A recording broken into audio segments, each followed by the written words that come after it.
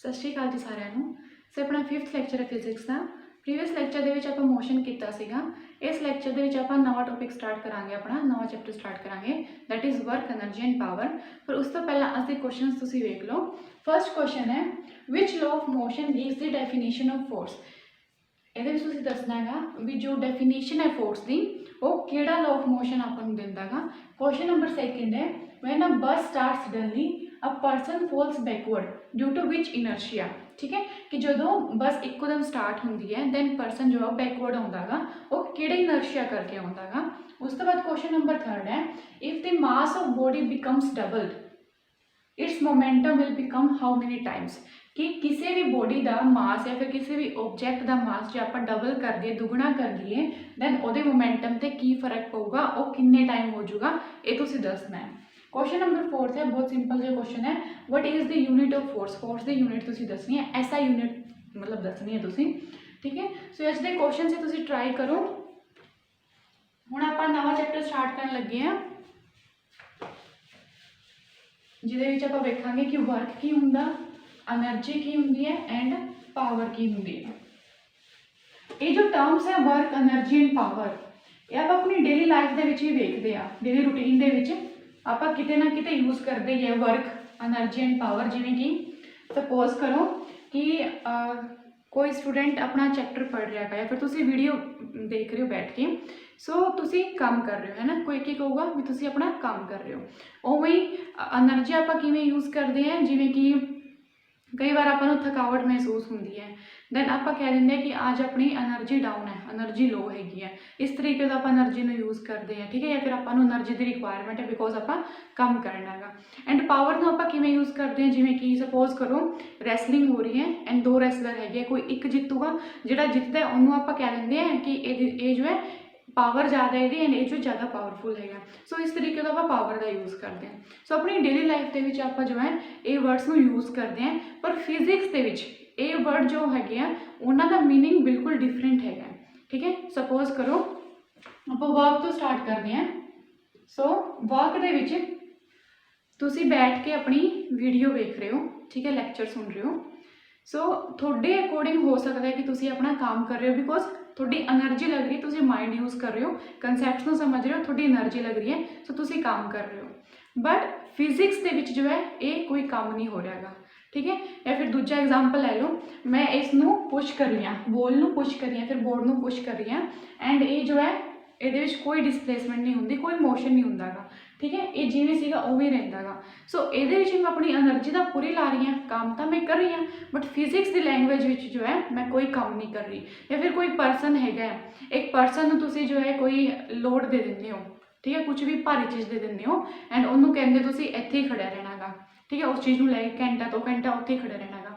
हुण वो जो परसन है वो एनर्जी तो कंज्यूम हो रही है, ठीक है, उन्होंने स्वैटिंग भी हो रही है, वो थकावट भी महसूस कर रहा है बिकॉज एनर्जी डाउन हो रही है।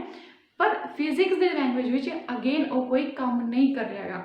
ठीक है, सो एक्चुअल की है जो आप कहते हैं डेली लाइफ कि आप ये काम कर रहे हो, काम कर रहे हैं, वो फिजिक्स के काम नहीं होंदा।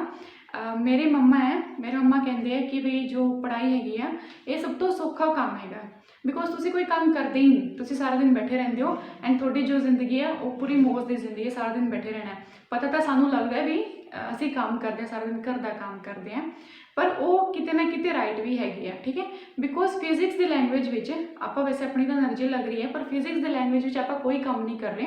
सो वर्क हुंदा की है, हुण उसे केस में लैके चलो कि मैं इनू पहला मैं इनू पुश कर रही थी, ठीक है, पर कोई काम नहीं सी हो रहा। क्यों? बिकॉज ये कोई मोशन नहीं सीगा, ठीक है, कोई डिसप्लेसमेंट नहीं सी। हुण सपोज करो मैं किसी पत्थर नूं या फिर किसी भी चीज़ नूं मैं उन्होंने धक्का ला रही हूँ एंड मेरी एनर्जी कंज्यूम हो रही है, एंड मेरे धक्का लाने करके जो है वो जो कोई भी चीज़ हैगी है वो डिसप्लेस हो जाती है अपनी जगह तो। ठीक है, वो अपनी जगह तो दूर चली जाती है, हट जाती है, उस टाइम पर आप कहांगे कि काम हो रहा है। ठीक है, सो ये डिफरेंस की है पहला वाले च एंड ये पहला भी आप काम कर रहे थे, पहला भी अपनी एनर्जी कंज्यूम हो रही थी, बट उस टाइम कोई वर्क नहीं सी हो रहा। हुण जो डिसप्लेसमेंट हुई है, हुण जो वो चीज़ अपनी जगह तो हटी है, वो कुछ ना कुछ मोशन आया गा, हुण आप कह सकते हैं कि आप जो है फिजिक्स की लैंग्वेज काम किया गा। सो वर्क लिए जो है 2 कंडीशनस होनी जरूरी ने, एक पहली कंडीशन हैगी भी कुछ ना कुछ फोर्स अप्लाई होना चाहिए गा, फोर्स जो है अप्लाई होना चाहिए गा किसी भी बॉडी ते या फिर किसी भी ऑब्जेक्ट पे। सैकेंड जो है, जो आप फोर्स लगा रहे हैं उस फोर्स करके कुछ ना कुछ उस बॉडी दे विच मोशन आना चाहिए गा, या फिर आप कह सकते हैं कि उहदे विच कुछ ना कुछ डिसप्लेसमेंट होनी चाहिए है।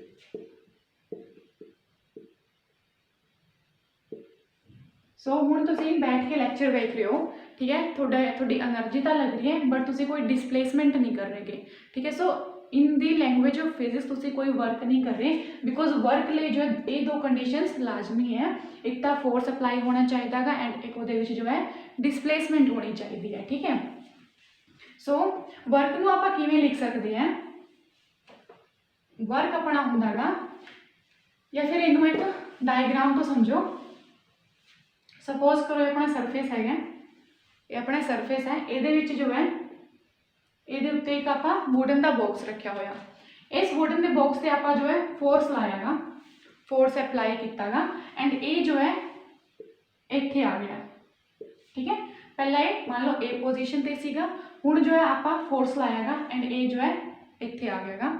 सो कुछ ना कुछ डिसप्लेसमेंट हुई, सपोज कर लेने हैं कि ऐसा डिसप्लेसमेंट होगी इस पोजीशन तो इस पोजीशन दे विच कितना डिस्टेंस हैगा वो इहदी होगी डिसप्लेसमेंट। सो वर्क आप की कह सकते हैं कि कितना वर्क होएगा, काम कितना कीता गा, सो वो होगा कि कितना फोर्स अप्लाई होया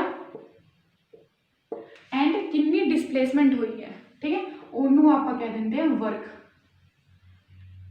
भी कितना फोर्स अप्लाई होयागा एंड उस फोर्स करके जो है कितनी डिसप्लेसमेंट हुई है उन्होंने आप वर्क कह देंगे हैं।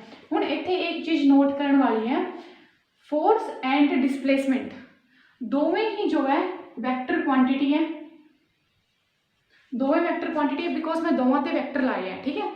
बट मैं इत्थे वैक्टर नहीं लाया गा, क्यों, बिकॉज जो आप इनू रिजोल्व करते हैं वर्क नू, दैन इनू आप लिख सकते हैं F dot S cos theta. Actual दे विच जो है वर्क आही हुंदा गा, वर्क जो हुंदा गा इनू आप फिजिक्स दी लैंग्वेज विच कह देंगे हैं it is the dot product of force and displacement. एक हुंदा गा डॉट प्रोडक्ट, एक हुंदा गा क्रॉस प्रोडक्ट, ये हुंदा गा क्रॉस प्रोडक्ट, ठीक है, एक हुंदा क्रॉस प्रोडक्ट एंड एक हुंदा डॉट प्रोडक्ट। एंड फिजिक्स दे विच किसी भी दो वैक्टर क्वांटिटी का डॉट प्रोडक्ट जो हुंदा गा वो हमेशा स्केलर हुंदा गा, इस करके वर्क जो है एक स्केलर क्वांटिटी हुंदी है। दो वर्क जो है प्रोडक्ट हुंदा गा फोर्स एंड डिसप्लेसमेंट का, जो कि दोवें वैक्टर क्वांटिटी है, बट प्रोडक्ट किहो जिहा प्रोडक्ट है वो डॉट प्रोडक्ट है, वो जो क्रॉस प्रोडक्ट नहीं है। जे एक क्रॉस प्रोडक्ट हुंदा दैन ये जो वैक्टर क्वांटिटी हुंदी, बट ये डॉट प्रोडक्ट है, इस करके वर्क जो एक स्केलर क्वांटिटी हुंदी है, ठीक है। एंड इनू आप इस तरीके तो लिखते हैं W is equal to F into S cos theta. इनू जब आप रिजोल्व कर लेते हैं horizontal component and vertical component, but इन्ना आप डीपली नहीं जानेगा, सिंपल एक टर्म तुम याद रखियो कि work is equal to F into S cos theta, ठीक है। सो वर्क की हुंदा गा कि जो आप कोई भी फोर्स लाते हैं एंड उस फोर्स करके जो कुछ ना कुछ डिसप्लेसमेंट होती है, दैन आप कह सकते हैं कि हाँ जी काम होएगा फिजिक्स की लैंग्वेज विच। एंड वर्क जो है work is a scalar quantity, एक तुसी याद रखना गा, वर्क एक स्केलर क्वांटिटी है। उस तो बाद आप गल करते हैं यूनिट्स की होणगियां वर्क की, यूनिट ऑफ वर्क ऐसा यूनिट की गल कर रही हूँ मैं पहला। ऐसा यूनिट जो आप वेखिए दैन फोर्स की यूनिट होंगी है न्यूटन, डिसप्लेसमेंट की यूनिट होंगी है मीटर, ठीक है, या तो इन्हों आप न्यूटन मीटर लिख सकते हैं। एंड ये जो न्यूटन मीटर होंगे वो जूल के इक्वल होंगे। सो जो ऐसा यूनिट होंगी है वर्क की दैट इज जूल, ठीक है। इनू आप इस तरीके तो भी डिफाइन कर सकते हैं कि एक न्यूटन फोर्स करके एक डिसप्लेसमेंट जो होंगी है, 1 मीटर की डिसप्लेसमेंट जो होंगी है, दैन आप कह सकते हैं कि 1 जूल वर्क होएगा, ठीक है। बट इन्ना जो नहीं तुम करना चाहते तो रहने दो, सिंपल ये याद रखो कि जो यूनिट ऑफ वर्क होंगी है ऐसा यूनिट की गल हो रही है वो होंगी अपनी joule and it is equal to the newton and metre, ठीक है, न्यूटन मीटर। उस तो बाद जो आप सीजीएस यूनिट की गल करिए, सीजीएस यूनिट के विच वेखो एफ की ਹੁੰਦਾ ਗਾ फोर्स की ਹੁੰਦਾ है दैट इज डाइन ਇਹ ਕੱਲ ਆਪਾਂ ਵੇਖਿਆ ਸੀਗਾ एंड डिस्प्लेसमेंट की ਹੁੰਦੀ है सेंटीमीटर डाइन इंटू सेंटीमीटर ठीक है ਹੁਣ ਇਹਨੂੰ ਆਪਾਂ जो है जूल ਦੇ ਵਿੱਚ ਕਨਵਰਟ ਕਰ ਸਕਦੇ ਹਾਂ ਕਿਵੇਂ ਇਹ ਹੁੰਦੀ ਹੈ ਜਿਹੜੀ सीजीएस यूनिट ਹੁੰਦੀ है अर्ग ठीक है ऐसा यूनिट ਹੁੰਦੀ है जूल एंड सीजीएस यूनिट ਹੁੰਦੀ है वर्क ਦੀ अर्ज ERG अर्ग ठीक है सो डाइन ਇਹ ਕੱਲ ਆਪਾਂ ਇੱਕ इक्वेशन ਵੇਖੀ ਸੀਗੀ कि 1 न्यूटन ਦੇ ਵਿੱਚ जो है 10⁵ डाइन ਹੁੰਦੇ ਆ एक कल आप वेख्या सीगा ठीक है रिलेशन वेख्या सीगा हुण आपां वेख रहे हैं कि एक डाइन दे विच कितने न्यूटन होंगे हैं दैन ए वाला जो है इस साइड आ जाऊगा 1/10⁵ आ जाऊगा newton is equal to dyne हुण जो 10⁵ ऊपर जाऊगा तो इन्हें इनवर्स हो जाऊगा मतलब 10⁻⁻5 newton is equal to dyne so एक डाइन दे विच कितने न्यूटन होंगे दैट इज 10⁻⁻5 इनू आपां लिख सकते हैं 10⁻⁻5 न्यूटन ठीक है उस तो बाद 1 सेंटीमीटर दे विच कितने मीटर होंगे ये तो आपां नूं पता ही है 10⁻⁻2 मीटर ठीक है सो इनू आपां करांगे बेस सेम है पावर ऐड हो जाएगी 10⁻⁻7 newton metre and newton metre अपना किस इक्वल होंदा गा ये अपना जूल दे इक्वल होंदा गा सो आपां कह सकते हैं कि जो सीजीएस यूनिट होंदी है work the that is erg 1 erg is equal to 10⁻⁻7 newton metre की जगह अपना आ जाऊगा जूल या फिर आप ये भी कह सकते हैं इनू इस साइड ले आओ 1 जूल इज इक्वल टू इस साइड आऊगा 10⁻⁻7 ऊपर जाके पॉजिटिव दे विच हो जाऊगा सो ये आऊगा अपना 10⁻7 अर्ग सो एक होर रिलेशन अपने को आ जाता है ठीक है सो एक जूल दे विच जो है 10⁻7 अर्ग होंगे जूल जो है ऐसा यूनिट होंगी है वर्क की एंड अर्ग जो है ये सीजीएस यूनिट होंगी है वर्क की उवें ही कल आप वेख्या सीगा कि एक न्यूटन के 10⁻5 डाइन होंगे हैं जो न्यूटन है ये ऐसा यूनिट होंगी है फोर्स की एंड डाइन जो है ये सीजीएस यूनिट होंगी है फोर्स की ठीक है सो ये रिलेशन तुम डायरैक्ट याद रख सकते हो इन्ना करने की लोड़ नहीं हैगी जस्ट मैं तुहानूं समझाउणा सीगा तुसीं डायरैक्ट रिलेशन याद रखियो सो हुण आपां वेख लिया वर्क हुंदा की है किस टाइप की क्वांटिटी है एंड यूनिट की है वर्क की नैक्सट आपां वेखदे हां work against the gravity work done against the gravity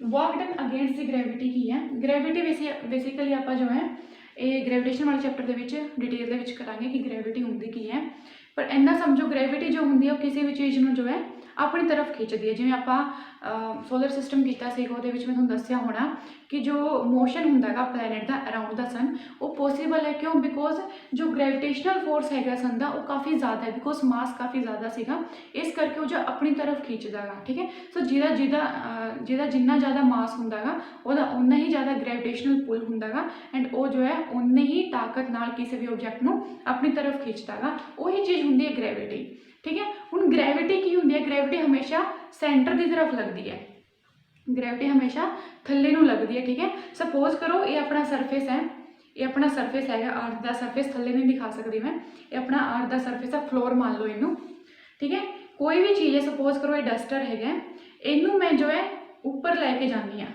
इनू मैं जो ऊपर लैके जानी हाँ हुण ग्रेविटी किस साइड लगूगी ग्रेविटी का चाहूगी कि थल्ले नूं आवे बिकॉज ग्रेविटी हमेशा थल्ले नूं लगती है एंड मैं ग्रेविटी के विपरीत होकर इनू लैके जा रही हाँ ठीक है सो मैं कुछ ना कुछ काम कर रही हाँ इनू आप कह देंगे work done against the gravity ठीक है ये वैल्यू की होंगी है ये वैल्यू की होंगी उस तो पहले आप समझते हैं कि वेट की होंदा गा वेट की होंदा गा बेसिकली वेट को आप डिफाइन कर सकते वेट एक टाइप का फोर्स ही होंदा है वेट जो है एक टाइप का फोर्स होंदा गा एंड ये वो फोर्स होंदा है जिस फोर्स के नाल अर्थ जो है अपनी बॉडी को अट्रैक्ट करती है टूवर्ड्स इट्स सेंटर उन्होंने आप कह देंगे वेट सो वेट जो है एक टाइप का फोर्स ही है एंड किहो जिहा फोर्स है ये वो फोर्स है जिस फोर्स के नाल जो है सपोज करो ये जो अपनी अर्थ हैगी आ ठीक है आप जो है इत्थे है कोई परसन इत्थे है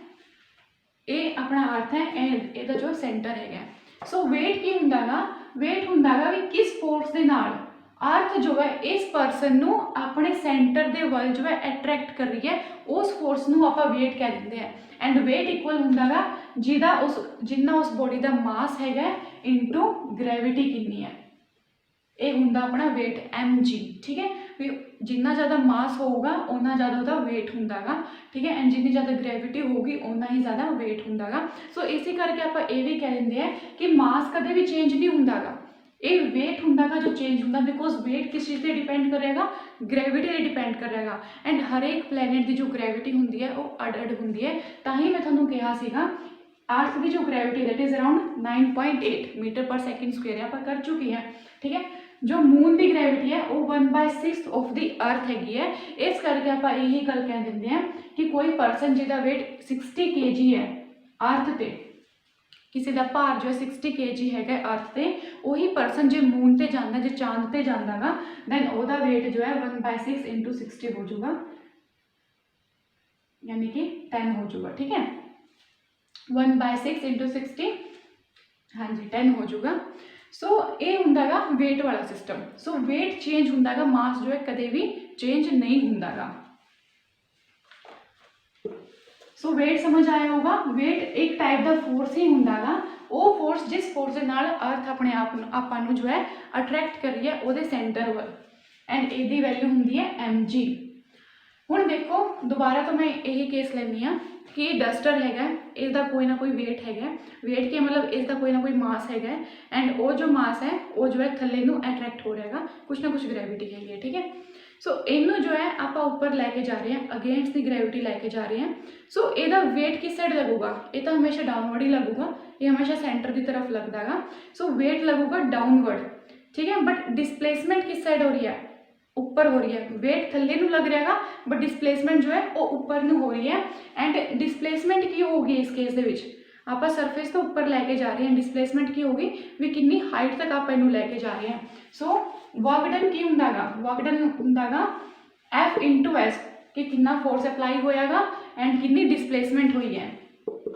हुण फोर्स कितना लगेगा, फोर्स की ये वेट आऊगा, एंड वेट की वैल्यू की हुंदी है mg, एंड एस डिस्प्लेसमेंट की है इस केस दे विच, दैट इज हाइट, भी कितनी हाइट तक आप लैके गए हैं। So work done against gravity is equal to the mgh। ठीक है, ये भी तुसीं याद रखना है।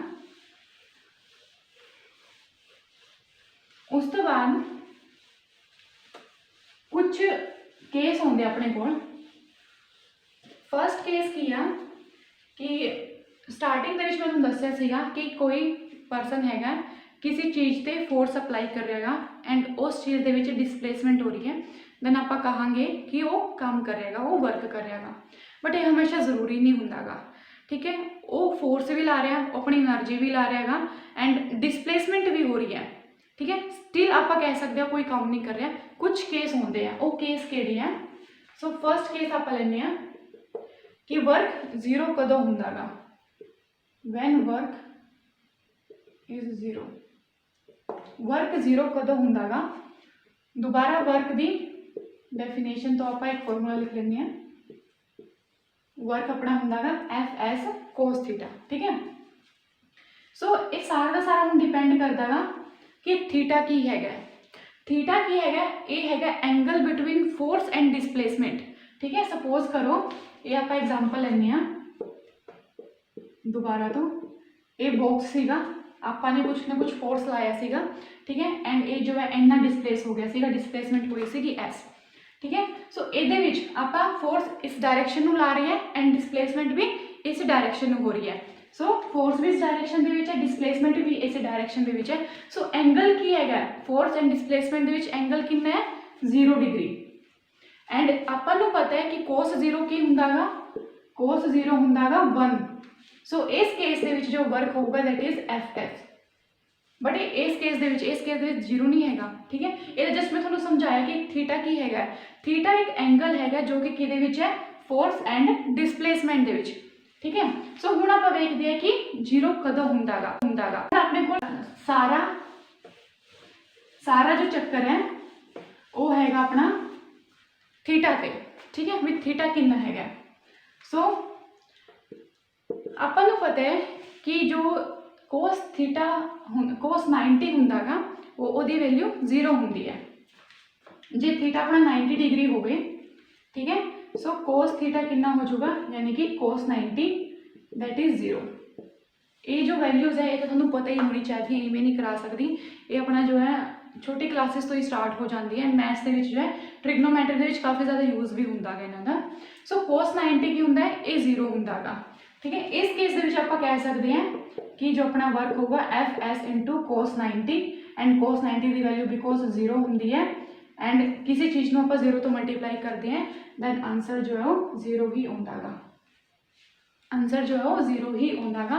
सो इस केस के वर्क 0 है जो कि फोर्स भी लग रहा है एंड डिसप्लेसमेंट भी हो रही है, ठीक है। एग्जाम्पल है कि चलो कोई कूली है, कोई कूली है वो जो है उन्हें समान चक्या होया, सपोज करो एक सूटकेस चक्या होया, अपने सिर पर सूटकेस चक्या होया एंड वो प्लेटफॉर्म पर जा रहा है। हुण जो फोर्स लगूगा वो किस डायरैक्शन के लगूगा, डाउनवर्ड डायरैक्शन के फ्लोर के वाल लगूगा बिकॉज ग्रेविटी लग रही है, ठीक है। उन्हें सिर पर चक्या हुआ इस करके फोर्स जो डाउनवर्ड डायरैक्शन के लगूगा एंड वो चल किस डायरैक्शन के रहा, इस डायरैक्शन के चल रहा। हुण ये देखो फोर्स इस साइड लग रहा है एंड ये जो है चल इस साइड रहेगा। सो ये जो एंगल होगा इन्हां दे विच फोर्स एंड डिसप्लेसमेंट के एंगल होगा अपना 90 डिग्री।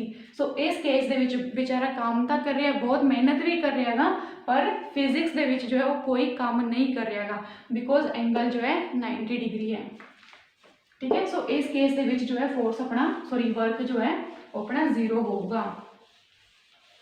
उस तो बाद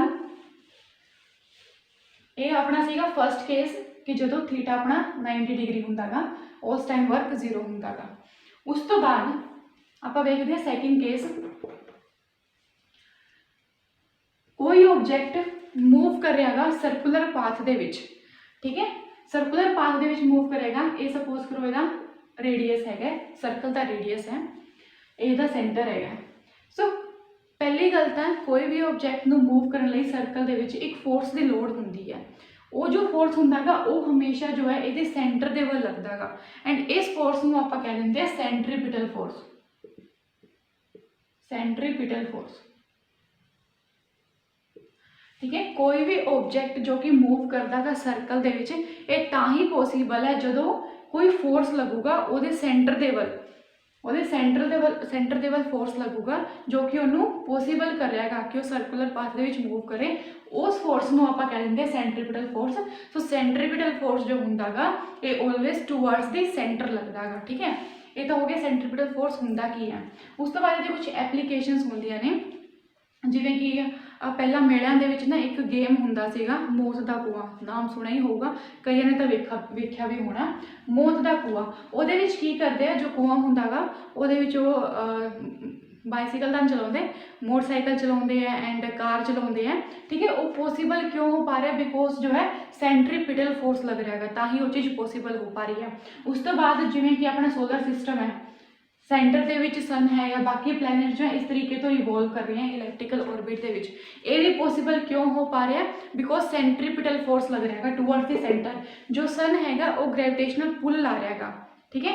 बाकी प्लैनेट्स तो ग्रेविटेशनल पुल ला रहा है एंड ये जो ग्रेविटेशनल पुल है यही अपना जो इस केस के सेंट्रीपिटल फोर्स होगा।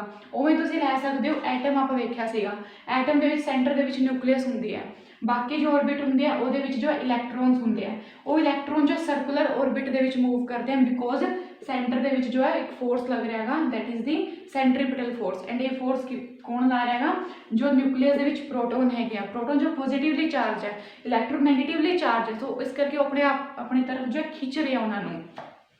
सो ये जो एक सेंट्रीपिटल फोर्स की ही एप्लीकेशन हैगी आ। फिर तुम ये भी लै सकते जो अपनी आर्टिफिशियल सैटेलाइट्स होंदियां ने, ठीक है, वो की करती है अपनी अर्थ का चक्कर कटदी है, जिवें कि मून हो गया, ठीक है।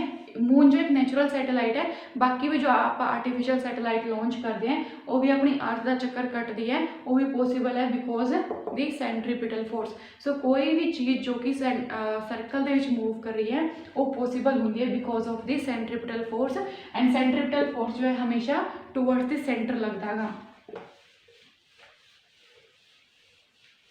ਉਵੇਂ ਹੀ ਤੁਸੀਂ ਇੱਕ ਐਗਜ਼ਾਮਪਲ ਲੈ ਸਕਦੇ ਹੋ, ਸਾਈਕਲਿਸਟ ਜੋ ਹੁੰਦਾ ਗਾ, ਸਾਈਕਲਿਸਟ ਜੋ ਹੈ ਆਪਣੇ ਆਪ ਨੂੰ ਸੈਂਟਰ ਦੇ ਵੱਲ ਜੋ ਹੈ ਇਸ ਤਰੀਕੇ ਤੋਂ ਬੈਂਡ ਕਰ ਲੈਂਦਾ ਹੈਗਾ ਜਦੋਂ ਚੱਲਦਾ ਹੈਗਾ। ਜੋ ਰੇਸ ਹੁੰਦੀ ਹੈ ਸਾਈਕਲ ਵਾਲੀ ਜੋ ਰੇਸ ਹੁੰਦੀ ਹੈ ਉਹਦੇ ਵਿੱਚ ਤੁਸੀਂ ਕਦੇ ਵੇਖਿਆ ਹੋਣਾ ਹਮੇਸ਼ਾ ਜੋ ਸੈਂਟਰ ਦੇ ਵੱਲ ਜੋ ਆਪਣੇ ਆਪ ਨੂੰ ਬੈਂਡ ਕਰ ਲੈਂਦਾ ਹੈਗਾ। ਐਂਡ ਜੋ ਬੈਂਕਿੰਗ ਆਫ ਰੋਡਸ ਹੁੰਦੀ ਹੈ, ਬੈਂਕਿੰਗ ਆਫ ਰੋਡਸ, ਇਹ ਵੀ ਜੋ ਹੈ ਇਸੇ ਪ੍ਰਿੰਸੀਪਲ 'ਤੇ ਕੰਮ ਕਰਦੀ ਹੈ। ਇਹਦੇ ਵਿੱਚ ਕੀ ਹੁੰਦਾ ਗਾ, ਕੋਈ ਵੀ ਰੋਡ ਹੈ ਇੱਕ ਸ਼ਾਰਪ ਕਰਵ ਜਦੋਂ ਵੀ ਆਉਂਦਾ ਗਾ ਰੋਡ ਦੇ ਵਿੱਚ, ਜਦੋਂ ਸ਼ਾਰਪ ਕਰਵ ਆਉਂਦਾ ਗਾ ਦੈਨ ਉਹਦੀ ਜੋ ਆਊਟਰ ਐਜ ਹੁੰਦੀ ਹੈ, ਆਹ ਵਾਲੀ ਜੋ ਆਊਟਰ ਐਜ ਹੁੰਦੀ ਹੈ ਉਹ ਥੋੜੀ ਜਿਹੀ ਉੱਚੀ ਹੁੰਦੀ ਹੈ ਐਂਡ ਇਹ ਜੋ ਥੋੜੀ ਜਿਹੀ ਨੀਵੀਂ ਹੁੰਦੀ ਹੈ। ਇਹ ਵੀ ਜੋ ਹੈ ਇਸੇ ਪ੍ਰਿੰਸੀਪਲ 'ਤੇ ਕੰਮ ਕਰਦਾ ਹੈਗਾ, ਠੀਕ ਹੈ। ਇਹ ਹੁੰਦਾ ਗਾ ਸੈਂਟਰੀਪੀਟਲ ਫੋਰਸ ਐਂਡ ਇਹਦਾ ਜਸਟ ਅਪੋਜ਼ਿਟ ਇੱਕ ਫੋਰਸ ਹੁੰਦਾ ਗਾ ਜੋ ਕਿ ਸੈਂਟਰ ਤੋਂ ਅਪੋਜ਼ਿਟ ਡਾਇਰੈਕਸ਼ਨ ਦੇ ਵਿੱਚ ਲੱਗਦਾ ਗਾ, ਉਹਨੂੰ ਆਪਾਂ ਕਹਿ ਦਿੰਦੇ ਆ ਸੈਂਟਰੀਫਿਊਗਲ ਫੋਰਸ।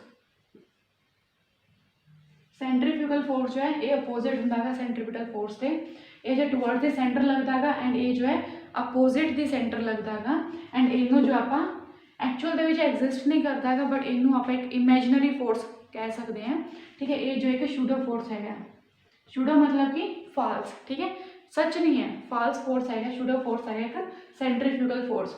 ਐਂਡ ਆਪਾਂ 2-3 ਐਪਲੀਕੇਸ਼ਨ ਵੀ ਵੇਖਿਆ ਸੀਗੀਆਂ ਇਹਦੀਆਂ, ਜਿਵੇਂ ਕਿ ਜੋ ਕਰੀਮ ਸੈਪਰੇਟਰ ਵਾਲਾ ਆਪਾਂ ਵੇਖਿਆ ਸੀਗਾ ਵੀ ਜੋ ਡੈਰੀ ਦੇ ਵਿੱਚ ਕਰੀਮ ਸੈਪਰੇਟ ਕਰਦੇ ਆ ਉਹਦੇ ਵਿੱਚ ਸੈਂਟਰੀਫਿਕੇਸ਼ਨ ਦਾ ਯੂਜ਼ ਹੁੰਦਾ ਗਾ, ਜਾਂ ਫਿਰ ਜੋ ਘਰ ਦੇ ਵਿੱਚ ਵਾਸ਼ਿੰਗ ਮਸ਼ੀਨ ਹੁੰਦੀ ਹੈ ਉਹਦੇ ਵਿੱਚ ਵੀ ਸੈਂਟਰੀਫਿਕੇਸ਼ਨ ਦਾ ਯੂਜ਼ ਹੁੰਦਾ ਗਾ। ਸੋ ਇਹ ਸਾਰੀ ਚੀਜ਼ਾਂ ਆਪਾਂ ਕਵਰ ਕਰ ਚੁੱਕੇ ਹਾਂ। ਸੋ ਇਹਦੇ ਵਿੱਚ ਵੇਖੋ ਕਿ ਵਰਕ ਜ਼ੀਰੋ ਕਿਵੇਂ ਹੁੰਦਾ ਗਾ। ਹੁਣ ਆਪਾਂ ਨੂੰ ਸਮਝ ਆ ਗਿਆ ਕਿ ਸੈਂਟਰੀਪੀਟਲ ਫੋਰਸ ਕੀ ਹੁੰਦਾ ਗਾ। ਹੁਣ ਕੋਈ ਵੀ ਆਬਜੈਕਟ ਮੂਵ ਕਰੂਗਾ ਸਰਕਲ ਦੇ ਵਿੱਚ, ਸੋ ਫੋਰਸ ਕਿਸ ਸਾਈਡ ਲੱਗ ਰਿਹਾ ਹੈਗਾ, ਸੈਂਟਰ ਦੇ ਵੱਲ ਲੱਗ ਰਿਹਾ ਹੈਗਾ।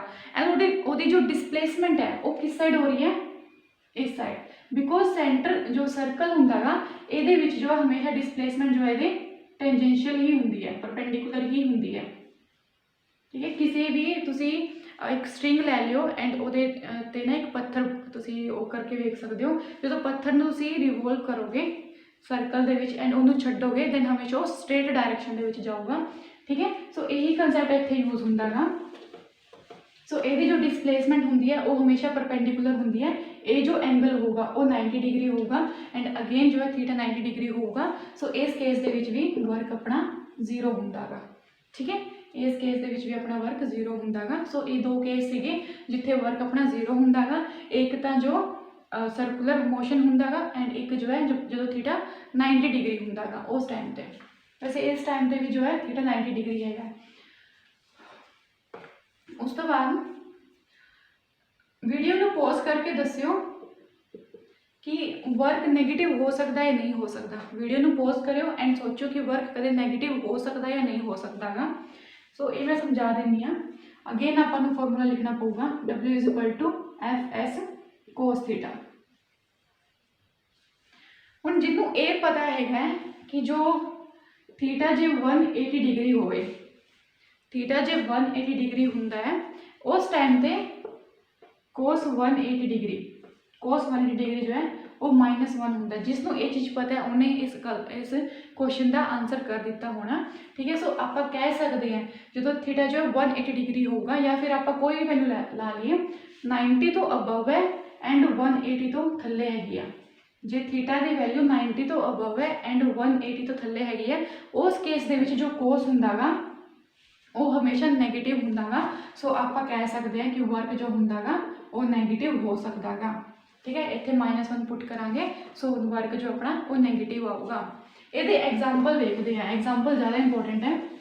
ਵਰਕ ਨੈਗੇਟਿਵ ਕੁਝ ਜਮੀ ਜੀ ਨਿਕਲ ਹੈ ਨਾ ਵੀ ਕਿਵੇਂ ਹੋ ਸਕਦਾ, ਵਰਕ ਨੈਗੇਟਿਵ ਕਿਵੇਂ ਹੋ ਸਕਦਾ ਗਾ, ਇਹ ਵੀ ਆਪਾਂ ਦੇਖਦੇ ਹਾਂ। ਯਾਦ ਕਰੋ ਕੱਲ ਮੈਂ ਫ੍ਰਿਕਸ਼ਨ ਕਰਾਇਆ ਸੀਗਾ। ਫ੍ਰਿਕਸ਼ਨ ਦੇ ਵਿੱਚ ਕੀ ਹੁੰਦਾ ਗਾ ਕਿ ਇਹ ਬਲੋਕ ਹੈਗਾ, ਕੋਈ ਵੁਡਨ ਬਲੋਕ ਹੈ, ਆਪਾਂ ਕੋਈ ਫੋਰਸ ਅਪਲਾਈ ਕਰ ਰਹੇ ਹਾਂ F ਐਂਡ ਇਹ ਜੋ ਹੈ ਇसी डायरेक्शन ਦੇ ਵਿੱਚ ਜੋ ਹੈ ਡਿਸਪਲੇਸ ਹੋ ਜਾਂਦਾ ਗਾ। ਬਟ ਇਹਦਾ ਇੱਕ ਅਪੋਜ਼ਿੰਗ ਫੋਰਸ ਵੀ ਹੁੰਦਾ ਗਾ ਜੋ ਇਸ ਮੋਸ਼ਨ ਨੂੰ ਅਪੋਜ਼ ਕਰਦਾ ਗਾ, ਉਹਨੂੰ ਆਪਾਂ ਕਿਹਾ ਸੀਗਾ ਫੋਰਸ ਆਫ ਫ੍ਰਿਕਸ਼ਨ। ਇਹ ਵਾਲਾ ਜੋ ਹੈ ਇਹ ਫੋਰਸ ਆਫ ਫ੍ਰਿਕਸ਼ਨ ਹੈ ਜੋ ਕਿ ਅਪੋਜ਼ਿਟ ਡਾਇਰੈਕਸ਼ਨ ਦੇ ਵਿੱਚ ਲੱਗ ਰਿਹਾ ਗਾ।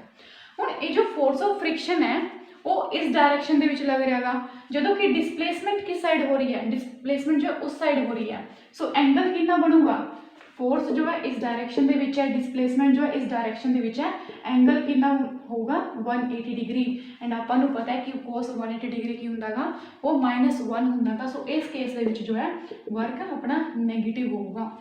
ठीक है, सो आप कह सकते हैं कि work done by force of friction is always negative. Work done by force of friction is always negative. ठीक है, उस तो बाद एक होर केस होंदा है नेगेटिव का, ये आप हुणे करके हटे हैं जो आप अगेंस्ट द ग्रेविटी चलते हैं। ठीक है, ये मैं एग्जाम्पल दिता सीगा कि आप इस तरीके तो जा रहे हैं, ये अगेंस्ट द ग्रेविटी है बिकॉज फोर्स किस साइड लग रहा है, थले नूं लग रहा है, डिस्प्लेसमेंट की हो रही है ऊपर नूं हो रही है। अगेन एंगल की बनूगा 180 डिग्री एंड अगेन जो है वर्क अपना नेगेटिव होगा। So force of friction and against the gravity, gravity जो विपरीत चलते हैं उस टाइम पे वर्क हमेशा नेगेटिव होता है। ठीक है, एंड जो force and displacement same direction दे विच होवे उस टाइम पे वर्क अपना पॉजिटिव होता है। मैक्सिमम कदों होंदागा जो थीटा 0 होवे उस टाइम वर्क जो अपना वो मैक्सिमम होंदागा। ठीक है, सो ये सीगा अपना वर्क वाला कंसैप्ट, आई होप क्लीयर होगा। इस आप वेखेगा कि वर्क हुंदा की है, ये डेफिनेशन की हैगी आ, ये यूनिट की है, किस टाइप की क्वांटिटी, स्केलर क्वांटिटी है, स्केलर है तो क्यों हैगी है ये। ठीक है, उस तो बाद आप वेखेगा कि पॉजिटिव वर्क डन कदों हुंदा, नैगेटिव वर्क डन कदों हुंदा, सेंट्रीपिटल फोर्स की हुंदागा, वर्क 0 कदों हुंदागा, ये सारी चीज़ां आप कवर कर चुके हैं। हुण अपना नैक्सट कंसैप्ट हुंदागा एनर्जी का। एनर्जी एनर्जी ये भी टर्म जो आप अपनी डेली लाइफ के विच यूज़ करते हैं। सपोज करो आप किसी परसन को देखते हैं जो कि काफ़ी काम कर रहा है, ठीक है, काफ़ी एक्टिवली काम कर रहा है वो। ठीक है, सो उन्होंने आप की कहेंगे कि काफ़ी एनर्जैटिक परसन है ना, इस तरीके तो आप कह देंगे कि कोई जो है काफ़ी काम करता है, दिन भर काम करता है, सो उन्होंने आप कह देंगे कि वो जो है काफ़ी एनर्जैटिक परसन है। ठीक है, सो ये कहने का मतलब की है कि जो किसी परसन के विच एनर्जी होगी दैन वो काम भी उन्ना ही ज़्यादा करूँगा। या फिर आप वाइस वर्सा कह सकते हैं कि कोई पर्सन काम कर रहा है और मतलब पूरा दिन वो काम कर रहा है, सो आप कह सकते हैं कि वो कोल जो है एनर्जी काफ़ी ज़्यादा है। ठीक है, सो वाइस वर्सा आप ये टर्म यूज़ कर सकते हैं। सो एनर्जी हुंदी की है, एनर्जी हुंदी है जी कैपेसिटी टू डू वर्क। बहुत सिंपल ही डेफिनेशन है, कैपेसिटी टू डू वर्क। कोई भी ऑब्जेक्ट या कोई भी परसन की क्षमता काम करने दी, ठीक है, काम करने की क्षमता नूं ही आप एनर्जी कह देंगे हैं। सो किसी परसन के जो है एनर्जी ज़्यादा है तो ज़्यादा काम कर सकता है, या फिर कोई परसन ज़्यादा काम कर रहा है सो आप ये कह सकते हैं कि वो एनर्जी ज़्यादा होगी। ठीक है, सो ये होंगी है अपनी एनर्जी। हुण एनर्जी जो है ये काम करने की क्षमता नूं ही आप कह देंगे हैं। सो ये जो यूनिट होंगी है ये भी वर्क वाली ही यूनिट होंगी है। ठीक है, वर्क की यूनिट आप की देखी सी जूल, सो एनर्जी की यूनिट भी जो है वो जूल होंगी है। ठीक है, उस तो बाद क्वांटिटी देख लेंगे हैं, ये काइंड ऑफ एक वर्क ही होंगे। सो वर्क जो एक स्केलर क्वांटिटी होंगी है, सो एनर्जी भी जो एक स्केलर क्वांटिटी होगी। ठीक है, unit and type of quantity बिल्कुल सेम हैगी एनर्जी की जो कि वर्क की हैगी है। उस तो बाद टाइप्स ऑफ एनर्जी या फिर आप कह सकते हैं फॉर्म्स ऑफ एनर्जी। कई फॉर्म होंगी है एनर्जी दियाँ। फॉर्म्स ऑफ एनर्जी की जे गल करिए आप जिमें कि कैमिकल एनर्जी होंगी है, ठीक है, एंड न्यूक्लीयर एनर्जी होंगी है, उस तो बाद इलैक्ट्रिकल एनर्जी होंगी है। ठीक है, और काफ़ी एटोमिक एनर्जी होंगी है, सन वाली जो एनर्जी जो सोलर एनर्जी होंगी है, विंड एनर्जी होंगी है। सो कई टाइप की जो है एनर्जी होंगे ने वो आप डिटेल के नहीं जावांगे। एक जो एनर्जी आप करनी है that is the mechanical energy. Mechanical energy एक फॉर्म होंगी एनर्जी की, मकैनिकल एनर्जी। इस चैप्टर के जो आप इनू ही डिस्कस करांगे कि मकैनिकल एनर्जी की होंगी है। मकैनिकल एनर्जी होंगी बेसिकली जो वर्क आप करते हैं एंड उस वर्क तो जो एनर्जी आपको मिलती है। ठीक है, इनू आप किस तरीके तो समझ सकते हैं कि सपोज करो आप जो लकड़ी कटनी है, ठीक है, एक बड़ा जो लक्कड़ है उन्होंने आप छोटे छोटे पीसिस के कटना है। सो आप जो कुल्हाड़ी लै ली, वो जो आप उस कुल्हाड़ी में जस्ट वो लक्कड़ पर रख देवांगे देन वो कटूगा, बिल्कुल नहीं कटूगा, है ना। सो कुछ ना कुछ करना पਊਗਾ ना। सो ਆਪਾਂ ਕੀ ਕੀਤਾਗਾ, ਆਪਾਂ ਕੀ ਕਰਦੇ ਹਾਂ ਯੂਜੂਅਲੀ ਕਿ ਉਹਨੂੰ ਜੋ ਕੁल्हाड़ी ਹੈਗੀ ਆ ਉਹਨੂੰ ਉੱਪਰ ਲੈ ਕੇ ਜਾਂਦੇ ਆ, ਠੀਕ ਹੈ। ਉੱਪਰ ਲੈ ਕੇ ਜਾਂਦੇ ਆ ਤਾਂ ਕੁਛ ਨਾ ਕੁਛ ਆਪਾਂ ਵਰਕ ਕੀਤਾਗਾ, ਠੀਕ ਹੈ। ਅਗੇਂਸਟ ਦੀ ਗ੍ਰੈਵਿਟੀ ਕੁਛ ਨਾ ਕੁਛ ਵਰਕ ਆਪਾਂ ਕੀਤਾਗਾ ਜਦੋਂ ਆਪਾਂ ਉਹਨੂੰ ਉੱਪਰ ਲੈ ਕੇ ਗਏ ਆ। ਐਂਡ ਜਦੋਂ ਆਪਾਂ ਉਹਨੂੰ ਉੱਪਰ ਲੈ ਕੇ ਗਏ ਕੁਛ ਵਰਕ ਕੀਤਾਗਾ, ਉਹ ਵਰਕ ਜੋ ਹੈ ਉਹਦੇ ਵਿੱਚ ਸਟੋਰ ਹੋ ਜਾਂਦਾ ਹੈ ਇਨ ਦੀ ਫੋਰਮ ਆਫ એનર્ਜੀ।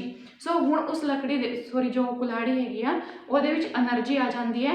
ਐਂਡ ਉਹ ਜਦੋਂ ਉਹਦੇ ਕੋਲ એનર્ਜੀ ਆ ਗਈ ਤਾਂ ਉਹ ਕੰਮ ਕਰ ਸਕਦੀ ਹੈ। ਐਂਡ ਫਿਰ ਜਦੋਂ ਆਪਾਂ ਥੱਲੇ ਲੈ ਕੇ ਆਉਂਦੇ ਹਾਂ ਦੈਨ ਉਹ ਜੋ ਹੈ ਕੱਟ ਜਾਂਦੀ ਹੈ, ਠੀਕ ਹੈ। ਇਹ ਬਿਲਕੁਲ ਸਿੰਪਲ ਜਿਹਾ ਇੱਕ ਐਗਜ਼ਾਮਪਲ ਸੀਗਾ कि ਮਕੈਨੀਕਲ એનર્ਜੀ ਹੁੰਦੀ ਕੀ ਹੈ ਕਿ ਜਦੋਂ ਵੀ ਆਪਾਂ ਕੁल्हाड़ी ਨੂੰ ਉੱਪਰ ਲੈ ਕੇ ਜਾਵਾਂਗੇ ਆਪਾਂ ਕੁਛ ਨਾ ਕੁਛ ਵਰਕ ਕਰ ਰਹੇ ਹਾਂ, ਉਹ ਵਰਕ ਸਟੋਰ ਹੋ ਰਿਹਾ ਹੈਗਾ ਇਨ ਦੀ ਫੋਰਮ ਆਫ એનર્ਜੀ। ਹੁਣ ਕੁल्हाड़ी ਦੇ ਵਿੱਚ એનર્ਜੀ ਹੈਗੀ ਆ, ਸੋ એનર્ਜੀ ਹੈਗੀ, ਸੋ ਉਹ ਵਰਕ ਕਰ ਸਕਦਾ ਹੈ। ਉਹ ਵਰਕ ਕੀ ਕਰੂਗਾ, ਉਸ ਲੱਕੜ ਨੂੰ ਕੱਟਣ ਦਾ ਕੰਮ ਕਰੂਗਾ। ਸੋ ਇਹ ਹੁੰਦੀ ਹੈ ਆਪਣੀ ਮਕੈਨੀਕਲ એનર્ਜੀ, ਯਾਨੀ ਕਿ ਆਪਾਂ ਕੁਛ ਨਾ ਕੁਛ ਫੋਰਸ ਲਾ ਰਹੇ ਹਾਂ, ਕੁਛ ਨਾ ਕੁਛ ਡਿਸਪਲੇਸਮੈਂਟ ਹੋ ਰਹੀ ਹੈ। ਸੋ ਇਸੇ ਨੂੰ ਵੀ ਆਪਾਂ ਜੋ ਹੈ ਐਂਡ ਉਹ ਜੋ ਕੰਮ ਕਰ ਰਹੀ ਹੈ, ਇਹ ਜੋ ਆਪਾਂ ਕੰਮ ਕਰ ਰਹੇ ਹਾਂ ਉਹ ਸਟੋਰ ਹੋ ਰਹੀ ਹੈ ਇਨ ਦੀ ਫੋਰਮ ਆਫ એનર્ਜੀ, ਉਹਨੂੰ ਆਪਾਂ ਮਕੈਨੀਕਲ એનર્ਜੀ ਕਹਿ ਦਿੰਦੇ ਹਾਂ। ਹੁਣ ਇਹ ਜੋ ਡਿਸਪਲੇਸਮੈਂਟ ਹੋ ਰਹੀ ਹੈ, ਇਹ ਜੋ ਡਿਸਪਲੇਸਮੈਂਟ ਆਪਾਂ ਕੰਮ ਕਰ ਰਹੇ ਹਾਂ ਸੋ ਡਿਸਪਲੇਸਮੈਂਟ ਤਾਂ ਹੋਊਗੀ। ਇਹ ਜਦੋਂ ਡਿਸਪਲੇਸਮੈਂਟ ਹੋ ਰਹੀ ਹੈ ਔਨ ਦੀ ਸਰਫੇਸ ਆਫ ਅਰਥ, ਔਨ ਦੀ ਸਰਫੇਸ ਆਫ ਅਰਥ, ਜਿਵੇਂ ਕਿ ਆਪਾਂ ਐਗਜ਼ਾਮਪਲ ਲਿਆ ਸੀਗਾ, ਇਹ ਵਾਲਾ ਐਗਜ਼ਾਮਪਲ ਲਿਆ ਸੀਗਾ, ਇਹ ਆਪਣਾ ਸਰਫੇਸ ਹੈਗਾ, displacement on the surface of ਅਰਥ ਹੋ ਰਹੀ ਹੈ। ਉਸ ਟਾਈਮ ਆਪਾਂ ਕਹਿ ਦਿੰਦੇ हैं कि जो एनर्जी है that is the kinetic energy, kinetic energy. J displacement होंगी है अबव द सरफेस ऑफ अर्थ, जिमें कि मैं मन्निया सीगा कि सरफेस ऑफ अर्थ है एंड आप ऊपर लैके जा रहे हैं, so above the surface of earth जे डिसप्लेसमेंट होंगी है उसनों आप कह देंगे हैं जी जो एनर्जी स्टोर होगी that is the potential energy, ठीक है। सो जो डिसप्लेसमेंट होंगी है सरफेस से ही एंड वो काम करके जो एनर्जी स्टोर होगी वो होगी in the form of kinetic energy.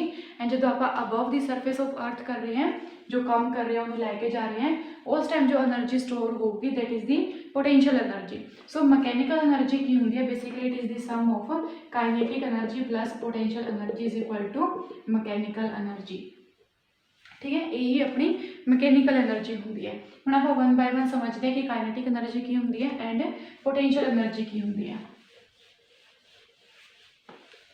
Kinetic energy होंगी है by the virtue of its motion, यानी कि कोई भी ऑब्जेक्ट कोई भी बॉडी जो मोशन दे विच हैगी है वो चल रही है दैन ਉਹਦੇ ਵਿੱਚ जो है काइनेटिक एनर्जी होगी, ठीक है। सो काइनेटिक एनर्जी, सब तो पहले आप काइनेटिक एनर्जी ही देखते हैं। काइनेटिक एनर्जी जो एनर्जी पोजेस होती है by the virtue of its motion, या फिर आप कह सकते हैं due to the motion of object, यानी कि किसी ऑब्जेक्ट के विच मोशन हो रहा है एंड उस मोशन करके जो एनर्जी ਉਹਦੇ ਵਿੱਚ स्टोर हो रही है ਉਹਨੂੰ ਆਪਾਂ कह देंगे हैं काइनेटिक एनर्जी, ठीक है। काइनेटिक एनर्जी की डेफिनेशन होंगी है, काइनेटिक एनर्जी होंगी है जी अपनी हाफ एम वी स्क्वेयर। ये एम की हैगा, एम हैगा अपना mass of body, mass of body and V हैगा वेलोसिटी ऑफ बॉडी। सो ये आप कह सकते हैं कि कोई भी ऑब्जेक्ट है या फिर कोई भी बॉडी है जिसका मास एम है एंड वो मूव कर रही है with the velocity V, then उस टाइम उस बॉडी के विच काइनेटिक एनर्जी कितनी होगी, हाफ एम वी स्क्वेयर, ठीक है। इन्नी काइनेटिक एनर्जी वो होगी, ठीक है। उस तो बाद क्वेश्चन किस टाइप तो होंगे, इस पोर्शन तो क्वेश्चन आ जाते हैं। क्वेश्चन किस टाइप तो होंगे है कि सपोज करो आप जो है वेलोसिटी नू इंक्रीज करता या फिर वेलोसिटी नू आप डबल करता, ठीक है। जब आप वेलोसिटी नू डबल करांगे दैन काइनेटिक एनर्जी ते की फर्क पऊगा, या फिर आप मास नू जो आप हाफ कर देवांगे दैन काइनेटिक एनर्जी ते की फर्क पऊगा। इस टाइप के क्वेश्चन जो आ जाते हैं, सो आपको ये जो फॉर्मूला याद रखना गा, ठीक है। सो काइनेटिक एनर्जी जो होंगी है वो डायरैक्टली प्रोपोर्शनल होंगी है मास के एंड वेलोसिटी के स्क्वेयर के, ठीक है। सो जो आप वेलोसिटी नू डबल कर देंगे हैं, जे आप वेलोसिटी नू डबल दोगुनी कर देवांगे दैन आप लिख सकते हैं एक ही होगा, मास का सेम ही रहूगा। वेलोसिटी पहला वी सी हुण आप 2v करती, यदा स्क्वेयर करता 1/2 m, ये आ जाएगा 4v स्क्वेयर, ठीक है। 4 नू आप बाहर कट लवांगे 1/2 mv स्क्वेयर। सो ये अपनी काइनेटिक एनर्जी का फॉर्मूला होंगे गा। सो आप कह सकते हैं कि जो काइनेटिक एनर्जी है वो 4 टाइम्स हो जूगी। ठीक है, जो आप वेलोसिटी को डबल करांगे काइनेटिक एनर्जी जो अपनी 4 टाइम्स हो जूगी। जो आप वेलोसिटी को हाफ करांगे, जब वेलोसिटी हाफ करती दैन इतने पुट कर दो v/2 स्क्वेयर हो जूगा एंड वेलोसिटी अपनी जो है 1/4 टाइम्स हो जूगी। उवें जिवें कि आप मास को डबल करांगे दैन काइनेटिक एनर्जी जो है डबल हो जूगी, मास को ट्रिपल करांगे तो काइनेटिक एनर्जी ट्रिपल हो जूगी। कुछ भी क्वेश्चन आ जाए जो आपको फॉर्मूला पता है, अपना कंसैप्ट क्लीयर है, दैन आप ट्राई कर सकते हैं क्वेश्चन को। ठीक है, उस तो बाद काइनेटिक एनर्जी मोमेंटम का एक रिलेशन होंगे गा, वो भी आप देख लेंगे हैं। बिकॉज जरूरी नहीं कि mass and velocity he question पूछे, हो सकता है कि मोमेंटम वाला कुछ दे दो वो। सो ये अपना है 1/2 mv स्क्वेयर। इनू आप लिख सकते हैं 1/2 mv इंटू v, इस तरीके तो लिख सकते हैं। ठीक है, उस तो बाद आप जे डिनोमीनेटर न्यूमरेटर एंड डिनोमीनेटर के जे mm ला दिए तो कोई फर्क नहीं पैंदा गा।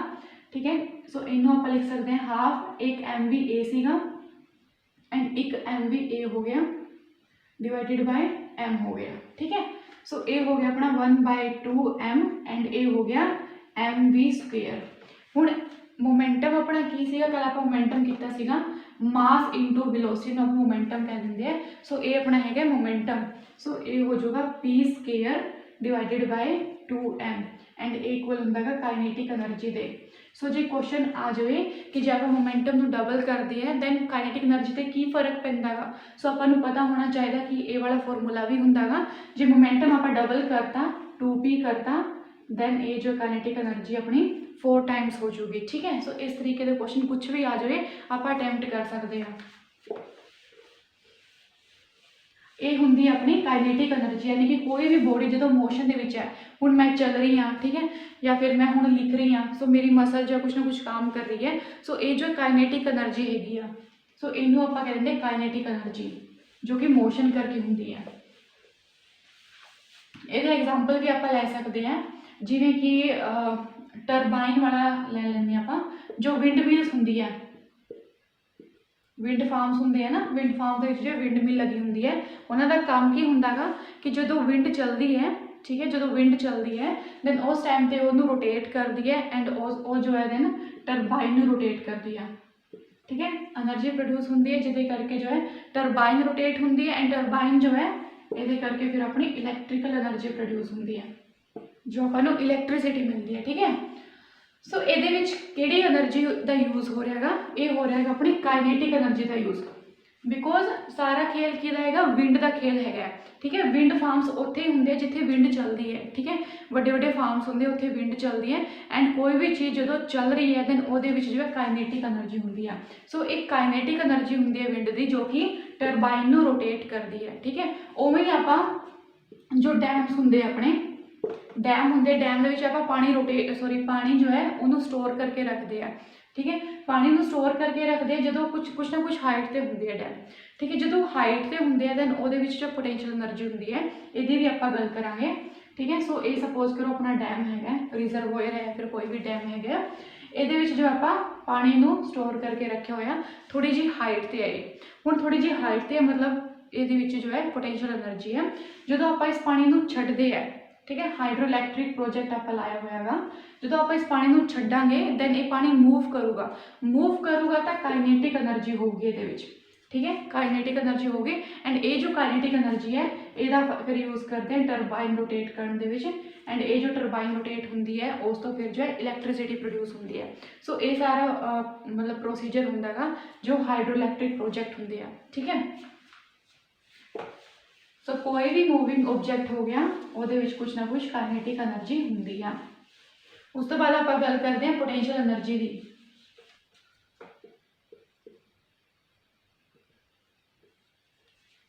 पोटेंशियल एनर्जी होंगी है by virtue of its position and shape of the body, due to the position and shape of the body. So दो चीज़ा करके पोटेंशियल एनर्जी होंगी है, एक तो पोजीशन करके एंड एक जो है शेप ऑफ बॉडी करके। जो पोजीशन करके होंगी है पोटेंशियल एनर्जी उन्होंने आप कह देंगे gravitational potential energy. Gravitational potential energy. And जो शेप ऑफ बॉडी करके होंगी है उन्होंने आप कह देंगे हैं elastic potential energy, elastic potential energy. ठीक है, पहले आप इनू समझते हैं ग्रेविटेशनल पोटेंशियल एनर्जी पोजीशन करके जो हो रही है, इनू आप एक एग्जाम्पल के थ्रू समझते हैं। सपोज करो कोई स्टोन हैगा, कोई पत्थर हैगा, वो जो है फ्लोर से रखा होया। ठीक है, कोई पत्थर हैगा ये जो है फ्लोर से रखा होया, दैन ये कोई एनर्जी नहीं हैगी इस टाइम से, कोई एनर्जी नहीं, कोई काम नहीं कर सकता। ठीक है, यदा कोई ना नुकसान है ना कोई फायदा है। इसे पत्थर नूं जो आप सपोज करो अपनी बिल्डिंग हैगी आ, इसे पत्थर नूं आप इत्थे रख दिए, इस बिल्डिंग के उत्ते रख दिए। ठीक है, दैन ये कुछ ना कुछ एनर्जी है, बिकॉज आप कुछ ना कुछ काम किया गा इनू उपर लैके जाने लिए, कुछ ना कुछ काम किया गा एंड वो जो काम है वो स्टोर हो गया एज अ पोटेंशियल एनर्जी ये। ठीक है, ये जो है हम हाइट से चला गया, ये जो पत्थर है हम हाइट से चला गया, ये जो थले आऊगा दैन कुछ ना कुछ मान लो सपोज करो थले कुछ ना कुछ चीज़ रखी हुई है, सपोज करो कोई डिश रखी हुई है, बर्तन रखे हुए हैं एंड वो गिरूगा दैन वो जो है टुट जाएगी। ठीक है, सो हुण जो है ये क्यों टुटणगियां, ये बिकॉज ये कुछ ना कुछ वर्क कर रहेगा एंड वर्क क्यों करेगा, बिकॉज ये जो है हुण पोटेंशियल एनर्जी है काम करने की क्षमता हैगी है। So by the virtue of its position जो हैगी है ग्रेविटेशनल पोटेंशियल एनर्जी वो एक बेस्ट एग्जाम्पल है। ठीक है, सो पहला जो फ्लोर से सीगा ये जो है कोई एनर्जी नहीं सी, आप इन उपर लैके गए कुछ ना कुछ काम किया, वो काम स्टोर हो गया वो पोटेंशियल एनर्जी के फॉर्म के, इनू आप कहते हैं पोटेंशियल एनर्जी। एंड ये जो पोटेंशियल एनर्जी होंगी है, जो ग्रेविटेशनल पोटेंशियल एनर्जी होंगी है, ये इक्वल होंगी है भी कितना काम आप किया, बिकॉज वही काम तो स्टोर हो रहा है एज अ एनर्जी। सो काम कितना किया अगेंस्ट द ग्रेविटी आप कर चुके हैं mgh। So gravitational potential energy होंगी है जी mgh। ठीक है, उसके बाद शेप ऑफ बॉडी का की फर्क पैंदा ये आप समझते हैं एक बो एंड एरो तो, जो शूटिंग देखी होनी तुसी। ठीक है, एक बो हैगा एंड सपोज करो ये बो हैगा एंड अपना जो एरो हैगा ये स्ट्रिंग हैगी आ इस तरीके तो बनी हुई है। ठीक है, सो एक आप स्टिक लैनी आ, ये आप स्टिक लई इस तरीके तो रखी, कुछ नहीं किया एंड आप छड्डती, कोई फर्क पऊगा, कोई फर्क नहीं पऊगा, वो जो उत्थे गिर जूगी। फिर आप की कीता बिकॉज इस टाइम ये कोई भी एनर्जी नहीं हैगी, फिर आप की करते हैं इसनू जो है पिछे नू बैकवर्ड नू खिंचते हैं, इस तरीके तो खिंचते हैं इनू एंड ये जो है इत्थे आ जाती है। सो ये जो रबड़ ये अटैच सी, जो स्ट्रिंग अटैच सी, इनू आप खिंचागा, ये जो शेप चेंज हुई है, पहला ये शेप सी हुण ये जो शेप चेंज हुई है। सो कुछ ना कुछ आप वर्क किया होना, वो जो वर्क है वो स्टोर होएगा as a elastic potential energy. हुण जो आप खिंचागा कुछ वर्क किया दैन आप इनू रिलीज करांगे, दैन जो है काफ़ी आगे जाके गिरूगा। ठीक है, ये एग्जाम्पल है अपना इलास्टिक पोटेंशियल एनर्जी का, जो कि होंगे because of the shape of the body. ठीक है, आई होप क्लीयर होगा। उस तो बाद कोई भी ऑब्जेक्ट है एक टाइम पर दोवें एनर्जी भी हो सकती है, वो काइनेटिक एनर्जी भी हो सकती है, वो पोटेंशियल एनर्जी भी हो सकती है। जिमें कि कोई एयरक्राफ्ट है या फिर एरोप्लेन है वो उड़ रहा है आसमान के उड़ रहा है, हुण वो काफ़ी हाइट पर है। ठीक है, हाइट पर है इस करके वो जो पोटेंशियल एनर्जी है एंड वो चल भी तो रही है नाल दे नाल मोशन के भी है, इस करके वो जो है काइनेटिक एनर्जी भी होंगी है। सो कोई ऑब्जेक्ट है वो जो दो एनर्जी एक टाइम पर वो भी हो सकती हैं। उस तो बाद आप देखते हैं ट्रांसफॉर्म ऑफ एनर्जी, कि ट्रांसफॉर्मेशन ऑफ एनर्जी किवें हुंदा वा। ट्रांसफॉर्मेशन ऑफ एनर्जी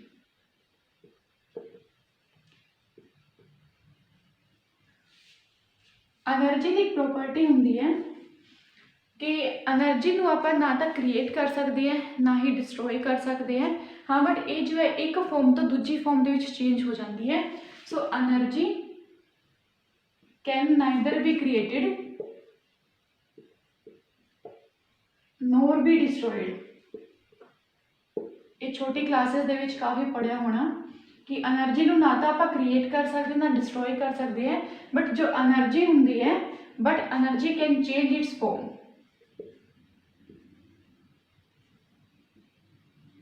अपनी फॉर्म को चेंज कर सकती है, किवें वो आप हुण वेखांगे। ਇਹਦਾ ਐਗਜ਼ਾਮਪਲ ਲਓ, ਸਪੋਜ਼ ਕਰੋ ਇਹ ਆਪਣੀ ਕੋਈ ਬਿਲਡਿੰਗ ਹੈਗੀ ਆ, ਠੀਕ ਹੈ, ਇਹ ਆਪਣਾ ਫਲੋਰ ਹੈਗਾ, ਠੀਕ ਹੈ, ਇਹ ਬਿਲਡਿੰਗ ਹੈ, ਇਹ ਆਪਣਾ ਫਲੋਰ ਹੈਗਾ। ਕੋਈ ਚੀਜ਼ ਇੱਥੇ ਰੱਖੀ ਹੋਈ ਹੈ, ਸਪੋਜ਼ ਇਹ ਸਟੋਨ ਵਾਲੀ ਆਪਾਂ ਐਗਜ਼ਾਮਪਲ ਲੈ ਲੈਂਦੇ ਹਾਂ। ਇਹ ਸਟੋਨ ਜੋ ਹੈ ਇੱਥੇ ਹੈਗਾ, ਇਸ ਟਾਈਮ ਤੇ ਇਹ ਇੱਥੇ ਜਸਟ ਰੱਖਿਆ ਗਾ, ਇਹਦੇ ਵਿੱਚ ਕੋਈ ਮੋਸ਼ਨ ਨਹੀਂ ਹੈ, ਕੋਈ ਮੋਸ਼ਨ ਨਹੀਂ ਹੈ, ਇਸ ਕਰਕੇ ਇਸ ਪੋਜੀਸ਼ਨ ਤੇ ਇਹਦੀ ਕਾਈਨੇਟਿਕ એનર્ਜੀ ਜ਼ੀਰੋ ਹੈ, ਬਿਕੋਜ਼ ਕੋਈ ਮੋਸ਼ਨ ਨਹੀਂ ਹੈ। ਹਾਈਟ ਤੇ ਹੈਗਾ, ਸੋ ਆਪਾਂ ਕਹਿ ਸਕਦੇ ਹਾਂ ਪੋਟੈਂਸ਼ੀਅਲ એનર્ਜੀ ਇਸ ਟਾਈਮ ਤੇ ਜੋ ਹੈ ਮੈਕਸਿਮਮ ਹੈ, ਬਿਕੋਜ਼ ਇਹ ਮੈਕਸਿਮਮ ਪੋਸੀਬਲ ਹਾਈਟ ਤੇ ਆ, ਪੋਟੈਂਸ਼ੀਅਲ એનર્ਜੀ ਜੋ ਹੈ ਮੈਕਸਿਮਮ ਹੈਗੀ ਆ, ਠੀਕ ਹੈ। ਹੁਣ ਇਹ ਜੋ ਹੈ ਥੱਲੇ ਨੂੰ ਆ ਰਿਹਾ ਹੈਗਾ, ਇਹ ਜੋ ਹੈ ਥੱਲੇ ਨੂੰ ਆ ਰਿਹਾ ਹੈਗਾ, ਜਿਵੇਂ ਜਿਵੇਂ ਥੱਲੇ ਨੂੰ ਆਊਗਾ ਉਵੇਂ ਉਵੇਂ ਉਹਦੀ ਹਾਈਟ ਡਿਕਰੀਜ਼ ਹੋਊਗੀ। ਪੋਟੈਂਸ਼ੀਅਲ એનર્ਜੀ ਆਪਣੀ ਕੀ ਸੀਗੀ, mgh। ਸੋ ਹਾਈਟ ਜ਼ਿਆਦਾ ਹੈ ਤਾਂ ਪੋਟੈਂਸ਼ੀਅਲ એનર્ਜੀ ਜ਼ਿਆਦਾ ਹੁੰਦੀ ਹੈ, ਜੇ ਹਾਈਟ ਘੱਟ ਹੁੰਦੀ ਹੈ ਤਾਂ ਪੋਟੈਂਸ਼ੀਅਲ એનર્ਜੀ ਵੀ ਘੱਟ ਹੁੰਦੀ ਹੈ। ਸੋ ਹੁਣ ਇਹ ਥੱਲੇ ਆ ਰਿਹਾ ਹੈਗਾ, ਜਿਵੇਂ ਥੱਲੇ ਆਊਗਾ ਇਹਦੀ ਜੋ ਹਾਈਟ ਹੈ ਉਹ ਡਿਕਰੀਜ਼ ਕਰੂਗੀ, ਹਾਈਟ ਡਿਕਰੀਜ਼ ਕਰੂਗੀ, ਬਾਕੀ ਚੀਜ਼ ਤਾਂ ਕੌਨਸਟੈਂਟ ਹੀ ਹੈ, ਮਾਸ ਵੀ ਕੌਨਸਟੈਂਟ ਹੁੰਦਾ ਹੈਗਾ, ਜੇ ਵੀ ਕੌਨਸਟੈਂਟ ਹੁੰਦਾ ਹੈਗਾ, ਠੀਕ ਹੈ।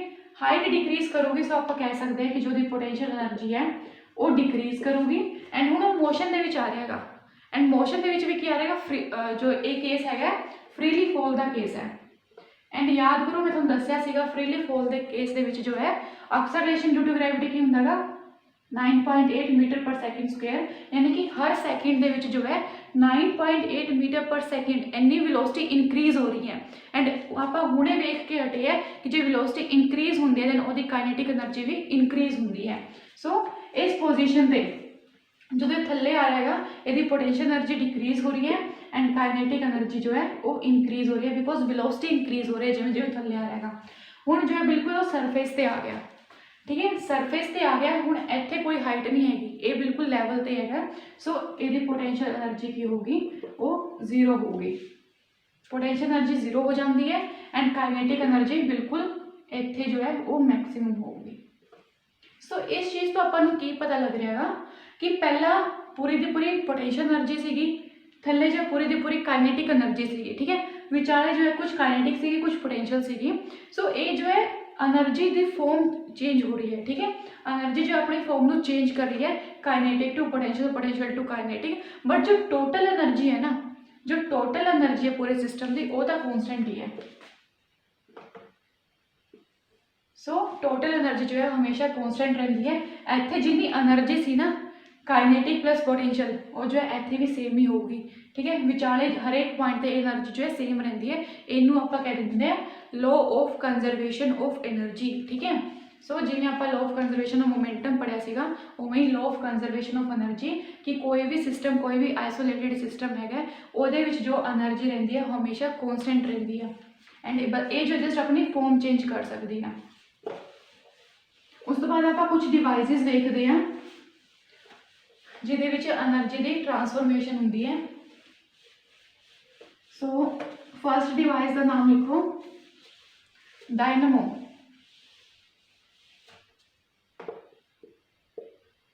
डायनमो या फिर जनरेटर। ਇਹਦੇ ਵਿੱਚ ਕੀ ਹੁੰਦਾ ਹੈਗਾ ਕਿ ਜਿਵੇਂ ਜਨਰੇਟਰ ਦਾ ਕੇਸ ਲੈਂਦੇ ਹਾਂ, ਡਾਇਨਾਮੋ ਤੁਹਾਨੂੰ ਸ਼ਾਇਦ ਪਤਾ ਨਹੀਂ ਹੋਣਾ ਗਾ। ਜਨਰੇਟਰ ਦੇ ਕੇਸ ਦੇ ਵਿੱਚ ਕੀ ਹੁੰਦਾ ਹੈਗਾ ਕਿ ਜੋ ਆਪਾਂ ਕੁਛ ਨਾ ਕੁਛ ਉਹਨੂੰ ਮਕੈਨੀਕਲ એનર્ਜੀ ਦਿੰਦੇ ਹਾਂ ਐਂਡ ਉਹ ਜੋ ਮਕੈਨੀਕਲ એનર્ਜੀ ਹੈ ਉਹ ਬਾਅਦ ਦੇ ਵਿੱਚ ਇਲੈਕਟ੍ਰੀਕਲ એનર્ਜੀ ਦੇ ਵਿੱਚ ਕਨਵਰਟ ਹੁੰਦੀ ਹੈ। ਸੋ ਜਨਰੇਟਰ ਐਂਡ ਡਾਇਨਾਮੋ ਦੋਵੇਂ ਕੀ ਕੰਮ ਕਰਦੇ ਹੈ, ਇਹ ਮਕੈਨੀਕਲ એનર્ਜੀ ਨੂੰ ਕਨਵਰਟ ਕਰਦੇ ਹੈ ਇਲੈਕਟ੍ਰਿਕ એનર્ਜੀ ਦੇ ਵਿੱਚ, ਠੀਕ ਹੈ, ਮਕੈਨੀਕਲ ਨੂੰ ਕਨਵਰਟ ਕਰਦੇ ਹੈ ਇਲੈਕਟ੍ਰੀਕਲ એનર્ਜੀ ਦੇ ਵਿੱਚ। ਮੈਂ ਸ਼ੋਰਟ ਦੇ ਵਿੱਚ ਲਿਖ ਰਹੀ ਹਾਂ। उस तो बाद कैंडल, कैंडल का एग्जाम्पल लो। कैंडल के की होंगे वैक्स होंगे, ठीक है, कुछ ना कुछ वो कैमिकल एनर्जी होंगी है ताकि तो बर्न होंगे।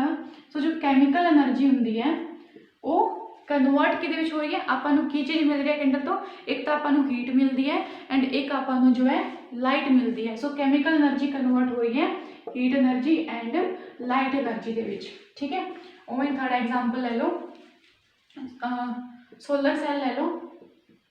जो सोलर सैल है एक ही काम करता है, जो सोलर एनर्जी आ रही है सन तो, ठीक है, उन्होंने कन्वर्ट करता है इलैक्ट्रिकल एनर्जी के विच। सोलर एनर्जी नू इलैक्ट्रिकल एनर्जी के विच कन्वर्ट करना। आप सोलर एनर्जी तो इलैक्ट्रिसिटी प्रोड्यूस करते हैं ना सोलर पैनल्स का यूज़ करके।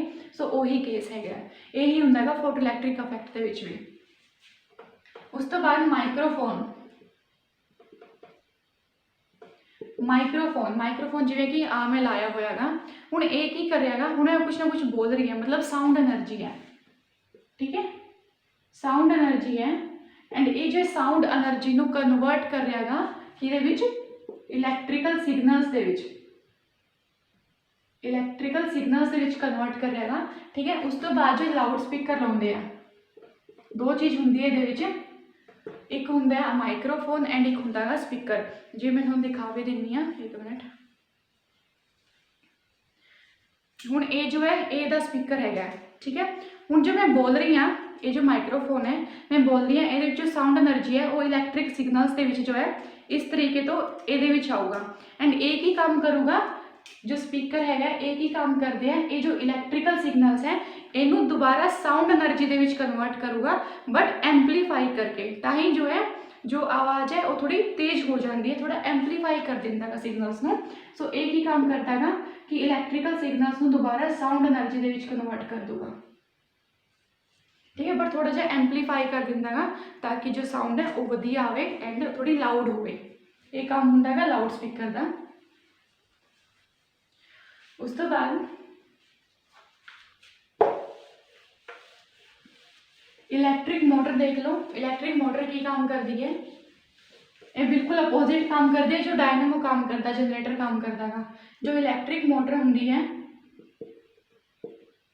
वो जो है इलैक्ट्रिक एनर्जी नू कुछ ना कुछ इलैक्ट्रिसिटी मिलती है, इलैक्ट्रिक एनर्जी नू कन्वर्ट करती है मकैनिकल एनर्जी दे विच। जिवें अपने घर दे विच जो पंखे होंदे आ, ठीक है, फैन होंदे हैं, सो इलैक्ट्रिक एनर्जी मिलती है। जिवें आप स्विच ऑन करते हैं इलैक्ट्रिक एनर्जी मिलती है एंड वो जो है वो चलती है, वो मकैनिकल एनर्जी हो रही है। सो कन्वर्ट कर रही है इलैक्ट्रिक एनर्जी नू mechanical energy they which, because उहदे विच जो है मोटर लगी हुई है, इलैक्ट्रिक मोटर है। उस तो बाद होर भी आप कई एग्जाम्पल लै सकते हैं, जिवें कि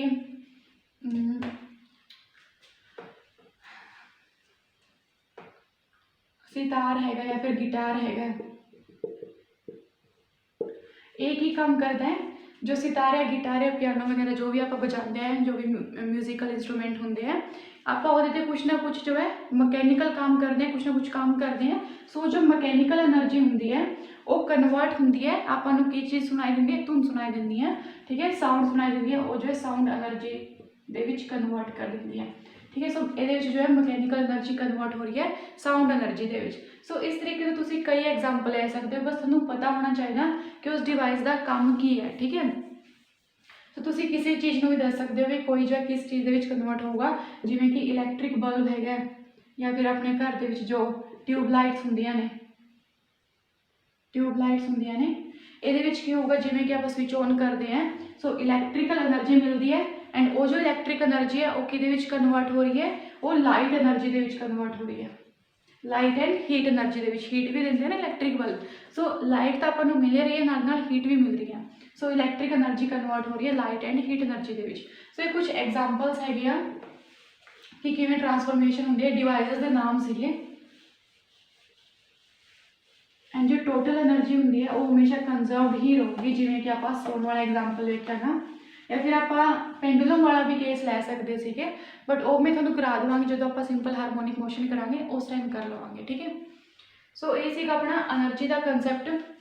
उस तो बाद नैक्सट आप देखते हैं पावर, लास्ट है अपना पावर। सो पावर की होंदा ना, पावर एग्जाम्पल समझो, दो परसन है, सपोज करो ए एंड बी, ठीक है, दोवां नूं एक काम देता, सपोज करो 100 यूनिट वर्क है, कोई भी 100 यूनिट वर्क है, दोवां नूं सेम काम करना है। ए उस काम नूं कर दिंदा गा सपोज करो 1 घंटे दे विच एंड बी उस काम नूं कर दिंदा गा 2 घंटे दे विच। सो ए ने वही काम जो छेती किया गा, बी ने वो काम जो लेट किया गा। सो आप कह सकते हैं कि ए दी जो पावर है वो ज़्यादा हैगी, ठीक है। सो पावर की होगी, power is basically the rate of doing work या फिर रेट टू डू वर्क। भाई किस रेट से जो है काम हो रहा है, कि कोई काम कितना छेती है कितना लेट हो रहा है, उन्होंने आप कह देंगे उसकी पावर हैगी है, ठीक है। पावर जो है इसका फॉर्मूला होंदा है रेट ऑफ डूइंग वर्क। इन्हों आप इस तरीके तो लिख सकते हैं भी किन्ने टाइम कितना काम हो रहा है, वही अपनी पावर होंगी है। So power is equal to work upon time. ठीक है, हुण वर्क जो है स्केलर क्वांटिटी है, टाइम भी जो है स्केलर क्वांटिटी है, सो पावर भी जो अपनी वो स्केलर क्वांटिटी होंदी है। पावर भी अपनी जो है स्केलर क्वांटिटी होंदी है। उसके बाद पावर दी यूनिट की होंदी है, पावर दी यूनिट होंदी है वोट, यूनिट ऑफ पावर ये होंदी है जी वोट। ये जो टिपिकल बॉलीवुड मूवीज होंदी सी पहला, जो खासकर गोविंदा वाली फिल्म, वो काफ़ी कहता सीगा अपने मतलब एक डायलॉग बहुत फेमस डायलॉग होंदा सीगा, वाट लगा दूंगा, है ना। सो ਉਹਦਾ ਤਾਂ मतलब होंदा सीगा पावर लगा दूंगा। सो इस तरीके तो याद कर सकते हो, वो वाट बहुत लगाते सीगे अपने एनिमीज दी, विलेंस दी। ठीक है, सो यूनिट ऑफ पावर होंदी है जी वोट, एंड इनू ਆਪਾਂ W ਤੋਂ ਲਿਖ ਦਿੰਦੇ ਹਾਂ।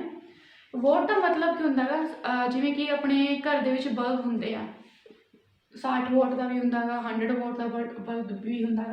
100 वोट के बल्ब का मतलब की है कि वो इन्नी एनर्जी जो है कंज्यूम कर रहा है। ठीक है, सो 100 वोट बल्ब का मतलब है कि वो इन्नी एनर्जी जो है कंज्यूम कर रहा है पर सेकेंड। बिकॉज इनू जो आप लिखिए power is equal to work upon time है, पावर की यूनिट होंगी है जूल एंड टाइम की यूनिट होंगी है सेकेंड। सो इनू आप लिख सकते हैं जूल पर सेकेंड, एंड जूल पर सेकेंड इक्वल होंगे है जी वोट के। सो 100 वोट का मतलब हो गया कि वो 100 जूल पर सेकेंड एनर्जी कंज्यूम करेगा वो बल्ब। ठीक है, तो ये जो समझाने लई है,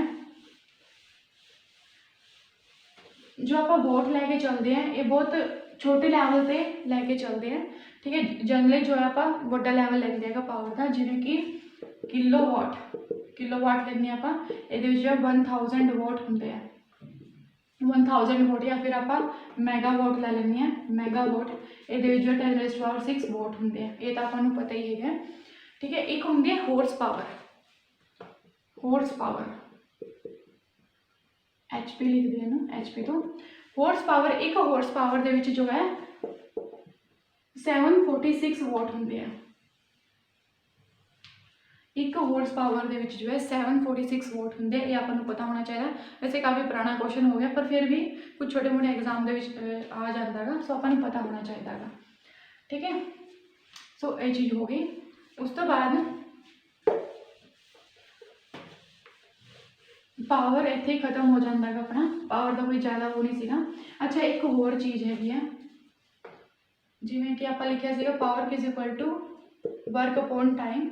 कुछ और रिलेशन भी आप ड्राइव कर सकते हैं, जिमें कि वर्क अपना होंगे F into S, force into displacement divided by time. ठीक है, इनू आप इदा भी लिख सकते हैं S डिवाइडेड बाय T। ठीक है, S डिवाइडेड बाय T का मतलब की है डिस्प्लेसमेंट ओवर टाइम, एंड याद करो डिस्प्लेसमेंट ओवर टाइम की होंदा सीगा वेलोसिटी। ठीक है, so power is equal to F into V भी हो सकता है। सो किसी भी तरीके तो आ जाए आपको पता होना चाहिए। ठीक है, उसके बाद एक होर चीज़ देख लो, commercial unit of energy. Commercial unit of energy ये लास्ट टॉपिक है जस्ट। एनर्जी की जो यूनिट होंगी है वैसे आप जूल लैके चलते हैं। ठीक है, बट जो अपने घर जो एनर्जी होंगी है वो जो आप मेजरमेंट करते हैं वो कदे भी आप जूल दे विच नहीं करते, वो हमेशा आप किलो वाट आर दे विच करते हैं। ये तुसीं वेख्या होना कि जो अपने घर के मीटर लगे होंगे हैं वो कुछ ना कुछ किलो वाट आर दे होंगे, 4 किलो वाट आर का, 2 किलो वाट आर का। ठीक है, इस तरीके तो होंगे हैं। एनर्जी भी जो आप इस तरीके तो काउंट करते हैं, जो एनर्जी कंज्यूम होंगी है उन्होंने आप यूनिट्स के देखते हैं कि बई लाइक हर एक मंथ के बाद भी कितनी यूनिट निकली है। ठीक है, सो वो जो है 1 यूनिट जो है 1 किलोवाट आर की इक्वल होंगी है। ठीक है, सो ये जो आपको पता होना चाहिए ना। उस तो बाद 1 किलोवाट आर दे विच कितने जूल होंगे ये आप देख लेंगे हैं। 1 किलोवाट आर दे विच कितने जूल होंगे हैं, इनू आप इस तरीके तो लिख सकते हैं 1 किलोवाट आप लिया, सो किलोवाट दे विच वोट कितने होंगे 1000 वोट होंगे किलोवाट दे विच, एंड आर दे विच एक घंटे दे विच कितनी सेकेंड होंगी है 3600 सेकेंड्स होंगी है। ठीक है, सो इनू आप लिख सकते हैं 3600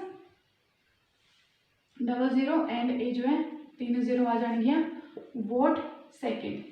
ठीक है, एंड वोट जो है इनू आप लिख सकते हैं जूल पर सेकेंड, इनू आप जूल पर सेकेंड भी लिख सकते हैं। सो 3630 जूल पर सैकेंड इंटू सैकेंड तो सैकेंड कट जाऊगा, सो इन्ने जूल, या फिर इनू आप इस तरीके तो भी लिख सकते हैं।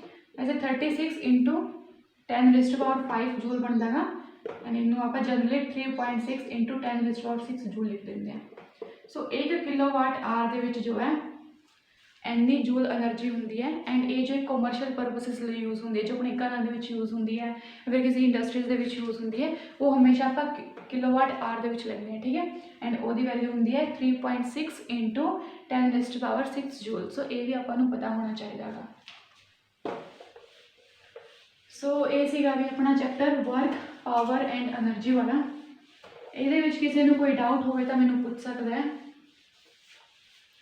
कल आप नवा चैप्टर स्टार्ट करांगे ग्रेविटेशन वाला।